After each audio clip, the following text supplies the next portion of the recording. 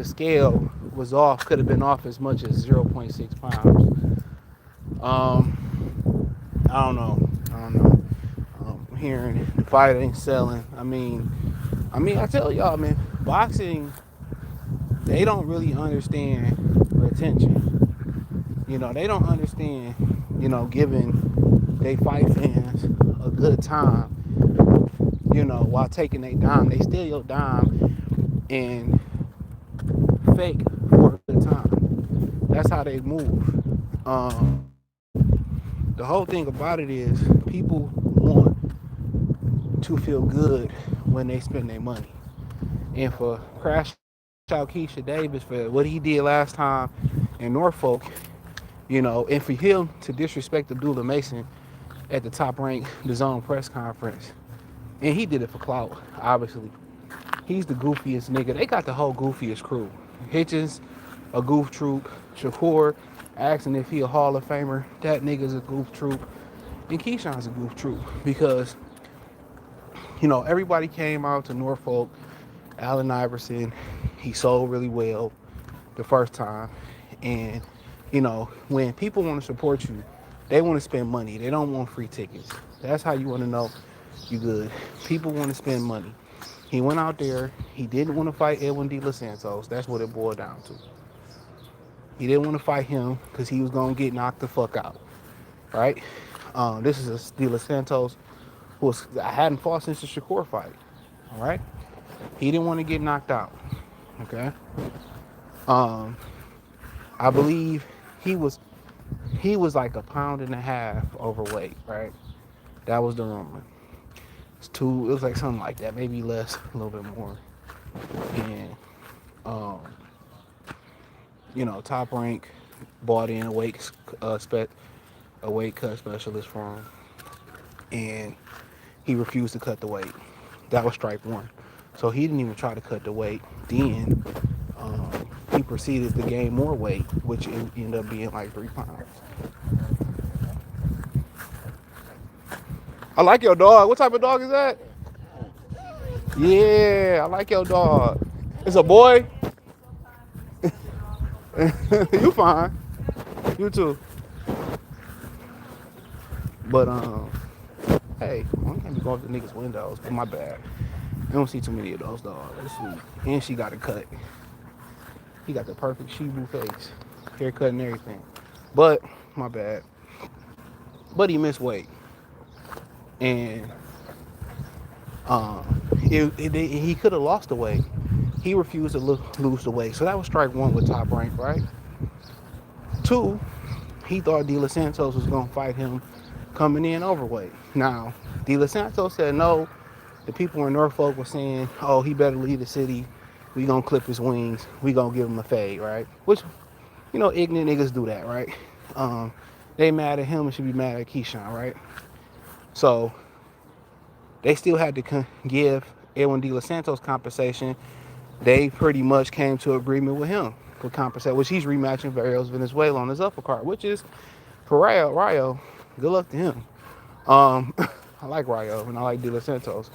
So that's strike two. We still had to pay him. People wanted their tickets back. His brother got online. The younger one, oh, we ain't giving no tickets back. We still got two more brothers. And then I think, really, as far as the fans, see, niggas who support Keyshawn in Norfolk, they're some ignorant niggas. The final straw wasn't putting his son and his baby mama in danger. Or putting that, they didn't care. Niggas like nigga shit. The detriment was when they put him on screen and he started eating popcorn and, basically saying, I didn't care, I blew the weight off and I took y'all money. That was the final straw with the people in Norfolk. So, I'm not surprised. The stadium hold for a boxing arena say 10.5.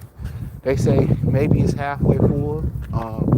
And Dana White said all the time, for boxing, it's a bank robbery every time they do a card.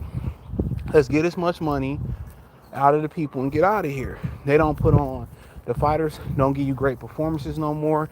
The memorable fights that you get on the card, it's on the undercard. You don't have top level wars no more because everybody fighting not to lose. Nobody don't give a fuck if they lose and trying to fight not to win. You know, it's a different breed. The competitor, the competitive nature is dead amongst this generation. It's dead. They don't compete. They simply participate in a sport not to lose. It's more about the lifestyle. It's more about the look. And you get that from bitches. That's what bitches care about. They care about, they want you to be tall because it look good. Not because it's useful. Not because it's beneficial to procreation. Not nothing. It just look good. And for these dudes, being a fighter, it just look good. They just trying to get their money. They care more about the money than the responsibility of a fighter. Motherfuckers fighting and scared to get hit. But in general, him missing weight, he was in, what really fuels the fire to him probably missing his weight was the prelude. It was the prequel. The prequel was him in that dirty ass bathtub, which was ginseng or something like that. And I hate to keep going back to the De Los Santos supposed fight, right? But I knew somebody down there in Norfolk, and he said, we was talking the whole fight week. He said he was partying that whole fight week. They said they was at the bowling alley turning up. He was enjoying it like it was homecoming week. You know, so he don't have no discipline. And when I kind of seen him the other week when Top Rank was asking him about Devin Haney and he jump roping with the weight vest on, and notice his brother was jump roping and he didn't have no weight vest on. When you see somebody the week before a fight still wearing the weight vest on, bro, that weight vest should have been came off. Him wearing that weight vest should have told y'all right then and there. A guy who just moved up in weight, right? Right then and there, he got it's most likely it's not a body maturity problem. It's probably a combination of inactivity and not being disciplined. And then you know niggas like the nigger rig shit. You might be like, what that mean, CJ? They like to, they like to make weight on their own. They don't want to spend the money on a dietitian. You know, they don't want to have a nutritionist and spend the money. They want to keep expenses low. You know, same thing a lot of motherfuckers be doing. You know, motherfuckers be having all types of illnesses and still opt out of not having insurance at the job because it costs you an extra $50 a paycheck, $100, and that word. And what do they got to show for it when it's time to pay those medical bills? You know, nothing. That $50, $100, nothing. Whatever it costs, they ain't got nothing to show. Nothing at all. So you got to understand, these motherfuckers always looking at their bottom line. That's all they care about is the bottom line. My check. And they don't understand. I remember I had a homie. I don't get what it means where it take money to make money. It take money to make money. If they give you a job tomorrow, it takes some money to get there, don't you? Gas, pay Uber to live there, just to keep it on the simplistic form. You know, it take money to make money. You can't just go into real estate and not have no money. You gotta find somebody else's money and use their money. Is usually the preferred method. They say if you hustling with your money, you hustling backwards. You hustling wrong. You know, but he probably just trying to make weight on his own. I'll tell you that right now. He trying to make weight on his own. He ain't testing his blood. You know, he probably, cheating in between fights and shit. Cheating meals, eating hot Cheetos. So, he probably don't have no discipline in his nutrition. The nigga said he was smoking before the Nair Albright fight, and that's why that got canceled. You know what I'm saying? So you think he just stopped smoking? Fuck out of here. If he truly was drinking, you think he stopped drinking? So think about it. This fight was probably 8-week notice, 10-week notice. Wasn't a whole bunch of room for come on.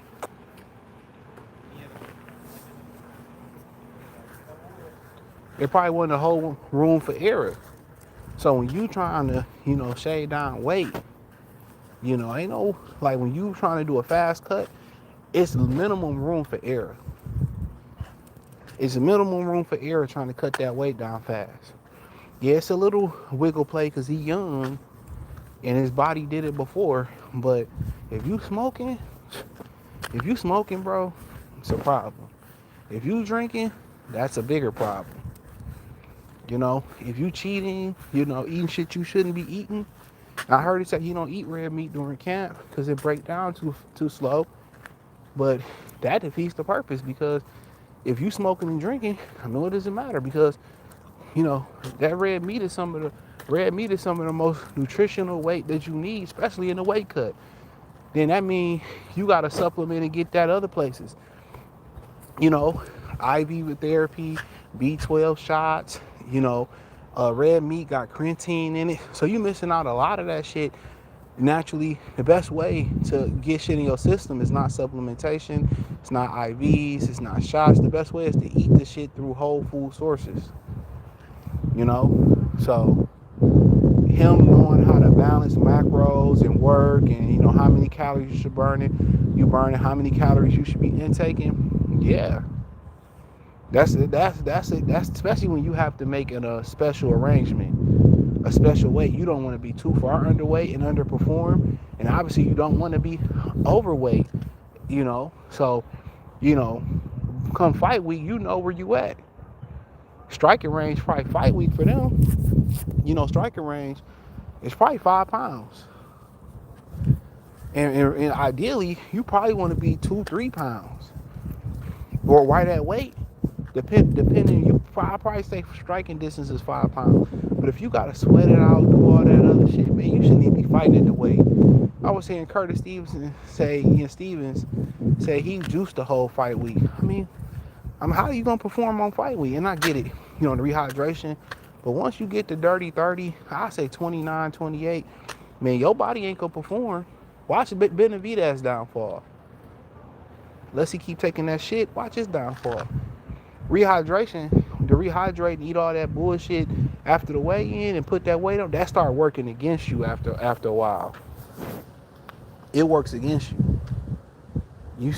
You stripping the weight off and putting it back on, your body starts to fail you. I'm telling you, that body starts to go. Your reflexes start to go, punishment, and that's the danger of cutting weight and gaining and cutting it. The number one places where a lot of these dudes start, getting weight, they start cutting water weight, they start killing the water from your brain. That's what dudes don't understand. That's why you see dudes fall off a cliff. They fighting so far above their natural weight, so below it, so far in general. You can look at it from below. Saying that term, they say, I see somebody, dog, it's like 70 degrees, and I see a white person with a winter coat on. These motherfuckers is insane. But if it was 30 degrees, she would have some fucking shorts on. Come on, man. Come on, bro. This motherfucker just wanna.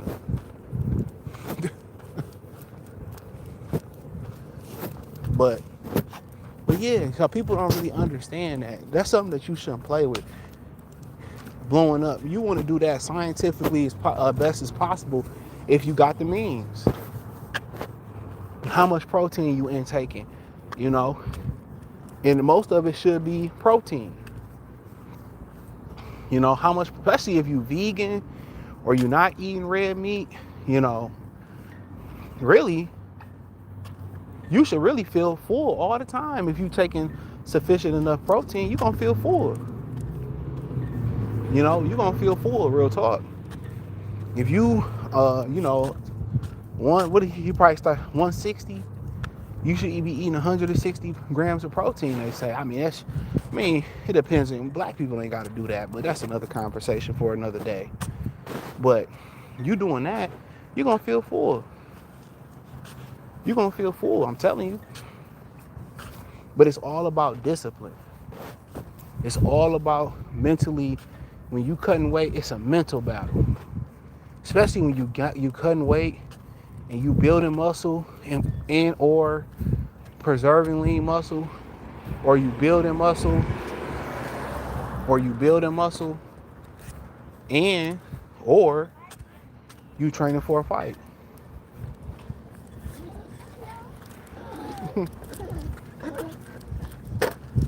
He nice. His name is Miles. Oh, you want to pet him in your ear? Go ahead. Come on. He not scared. He not gonna do nothing. He nice. Yeah. He nice. It's good. He just want to pet. He just wants you to pet him. He won't bite. Promise. What's his name? Miles. Hi. So he just want to lick you.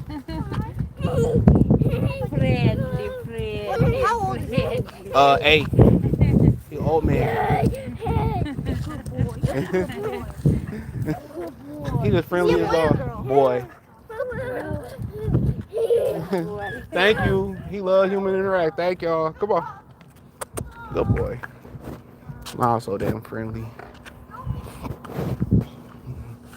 Motherfuckers don't even know. Miles got about 10 pit bull fights up under his belt. Be friendly with people. I mean, he bit a dog toe off, but that's for a different story for a different day. Come on. But, where was that? But yeah, it's mental. It's a mental battle. You know, when you doing what Keyshawn doing, like your body, like your energy levels his energy levels is crazy, bro. A lot of times you down, no matter how much rest you get, you hungry. You don't know if you hungry. You know what I'm saying? You be thinking you hungry, and it's just you need some water. You know what I'm saying? You know, some days you feel like Superman, and then you crash. Some days you crash. When you cutting weight and preserving muscle, as much muscle, it's man, you feel like shit. You're just up and down, constantly. It's a carousel, up and down, up and down, up and down. But it's a mental battle, you know. But the thing about it is, like I said in my video, the more you stay in shape, the more you stay in striking distance of your weight, or the more you stay active, is the more beneficial.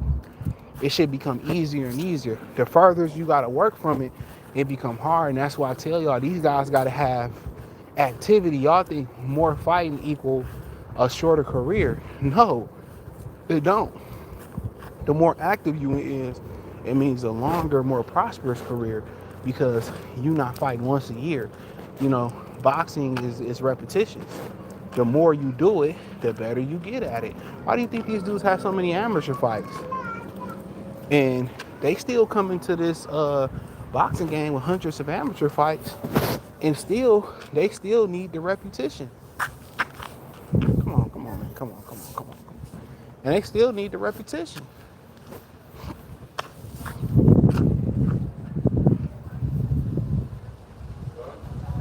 Come on.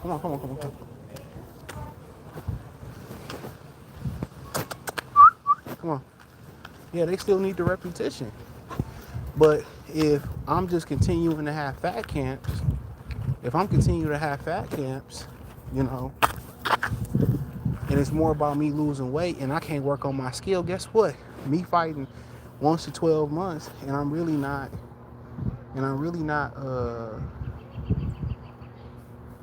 you know, working on my skills in between fights, I get that check and then I'm hitting the club or spending money and going to live life. When am I working on my craft? Because when I'm going in camp, just using for now, you're Albright, right? He ain't fought Jermaine Ortiz from too long ago. Pretty active. Let's just say in general, it was a minute. I'm focused on having a fat camp. How am I getting better? And I'm focusing on the weight. We in the gym sparring, but I can probably have a higher calorie intake, have more energy to spar if I wasn't cutting weight. If I wasn't so much in the calorie deficit. And then you also got to think, when you cutting weight, you know, one thing that happened where they plateau, think of it's all the science. This shit is all science. One reason you cut weight and you'll be like, well, you know, I'm doing extra cardio, or I'm doing extra workouts, I'm eating less and less and less. Then it comes a point, your body start working against itself. It start eating muscle, it start eating itself. and you start to plateau and not lose no weight. One of the things that drop off is you start to have so much low energy from calorie intake. Obviously, your body start fighting itself, but also your NEAT workout, your NEAT drops off. So NEAT is basically, forget the acronym what it stands for. NEAT is basically the activity you have outside your fitness routine. So that may be walking at work, or usually you might walk to the store.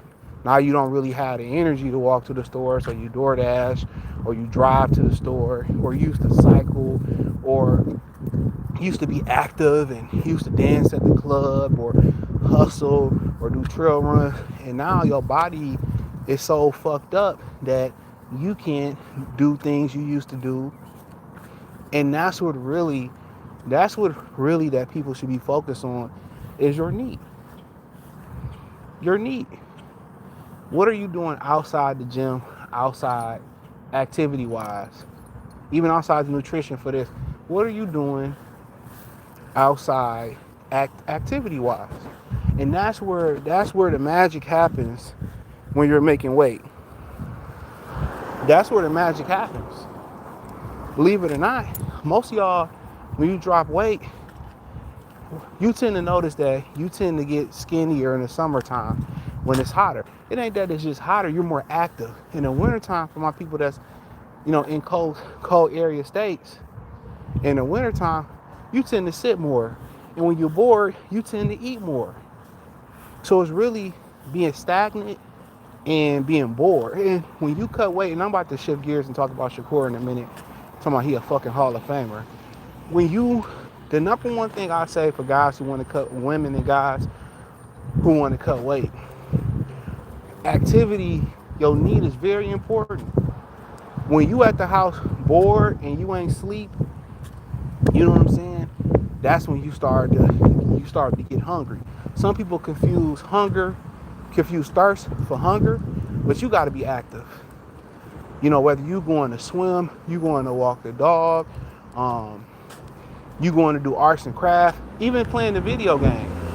If you can play the video game without snacking and drinking some bullshit, that's keeping your mind off the next meal. When people get bored and they're not active, studying, researches, walking, jogging, dancing, grocery store running, washing clothes. When your activity level is not there and it's boredom, that's when you start to fall off the program. So you gotta stay active. You gotta stay active. But, that's the thing about it. And for people who don't know, when your body, you get to a point where your body plateau and you doing more and more cutting calories and you doing more and more work, the NEAT drops off, your activity outside the gym drop off, but also it means that you need to add things. You need to up your calories. Yeah, because when you lose weight, your maintenance calories, it changes. There's a simple way to, I think I forgot. You can look up the formula for basic bare minimum to know how many calories you should be eating for your weight. But you got to think about it. You can't use, if you 300 pounds, you can't use your macro or your calorie counts. And now you 250. You can't use that same 300-pound calorie intake at 250. Yeah, you'll keep losing weight, but at some point you're like, damn, I can't get below 250 for real. The problem with that is,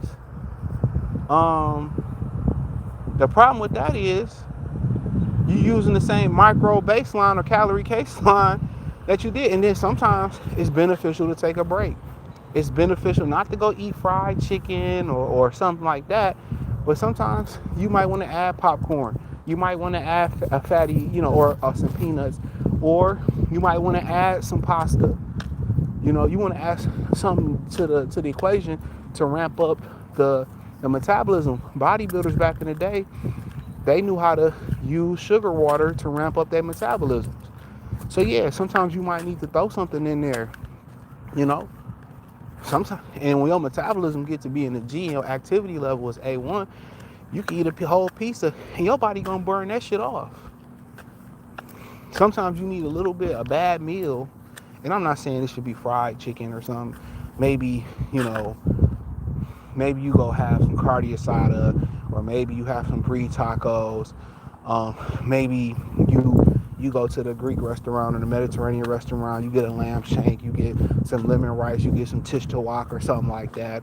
Maybe you say, you know what? Maybe I'll try a grilled chicken pita without the French fry, something like that. You know, but that's how it go. That's how it go. So that's what people don't. They give up. You know, they go so hardcore, so hard in the calorie deficit. Nah, just worry about what you putting in your body too. But to talk about Shakur, he was asking like, and then if y'all didn't hear in the beginning, Ronnie Shields said the scale might have been off. Now I'll say this real quick, saying the scale might have been off. There was rumors, and I don't know if y'all ever heard this. But I keep the guy I had these conversations with anonymous. But there were rumors that Joe Calzaghe and them used to play with the scales. They used to manipulate the scales for Joe Calzaghe to make weight at 168. That was a rumor that's been behind the scene for years. So don't think foul play and boxing come from like drugs, and it comes from like drug cheats. I mean, these niggas play with scales and all types of shit, right? But so Shakur asked if he a Hall of Famer, and I ended off with this. Yeah, he asked if he a Hall of Famer, all right? And absolutely the fuck not. I mean, I asked in the community tab, do y'all think he defeats Matias? I think Matias might. That's a good fight. I think Matias might knock his block off, but I could be wrong, right? Matias might knock his block off, but he can outbox Matias, but it's gonna be a tough out, right? But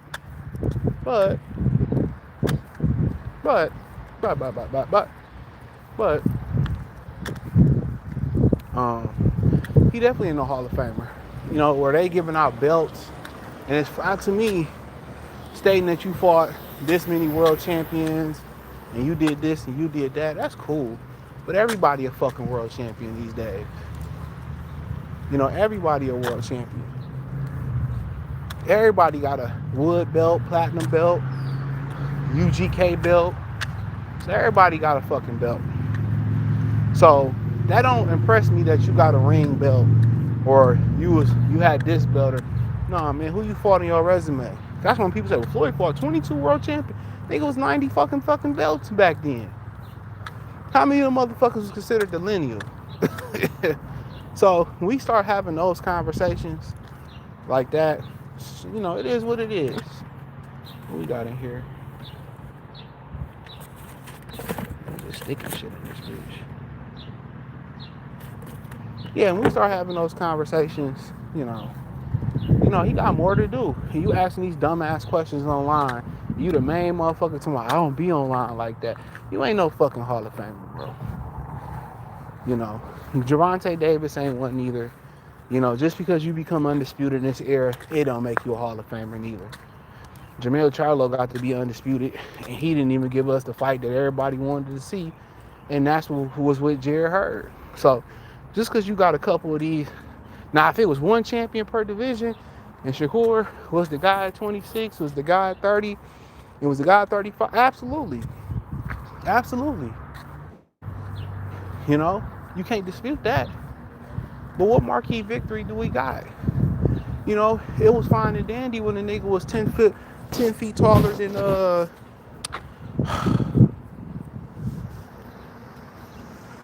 when he was 10 feet taller than come on, man, we done did enough outside right now.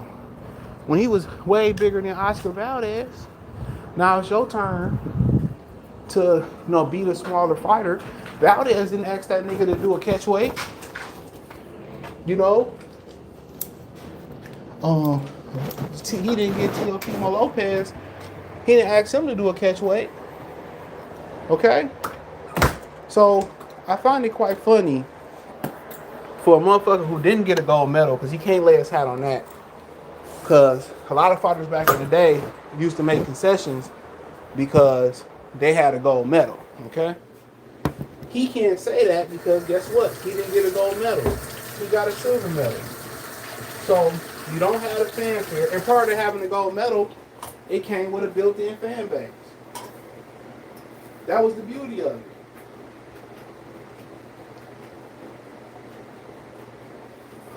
You know, that was the absolute beauty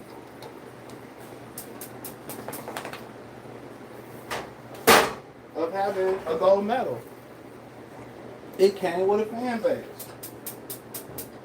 You know? So he don't get that benefit. He don't get that benefit. Hate to break that to him. You wasn't no Hall of Famer, fool. I mean, you wasn't no gold medal, and you wasn't popular. You don't sell enough seats. So you can say, well, I'm the best and all this type of shit.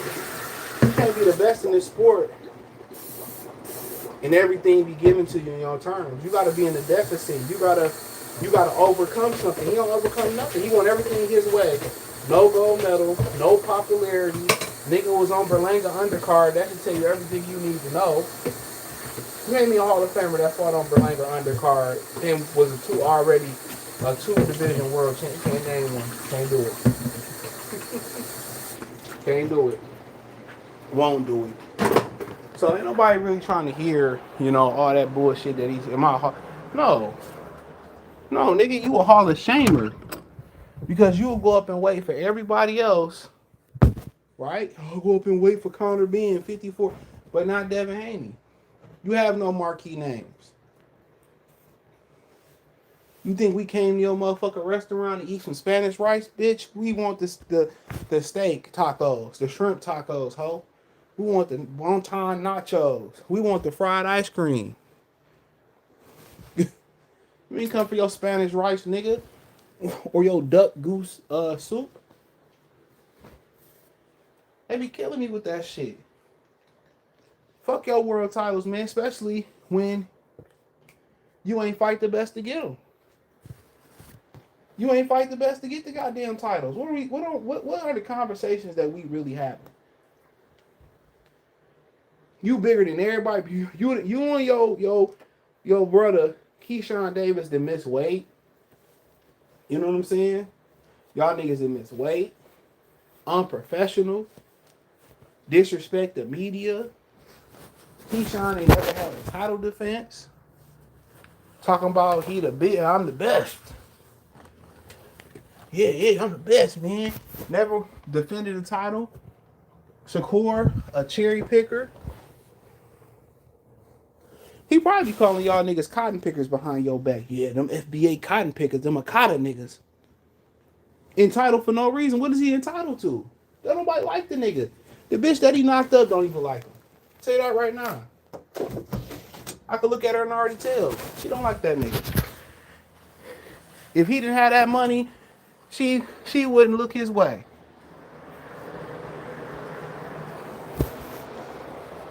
This is his daughter. You almost got knocked out. She don't like him. She don't like him. That's all I had to say. I don't know what's going on in the Piston game, but pretty sure y'all niggas gonna talk shit if we lose. But I appreciate y'all. Peace. Stay dangerous.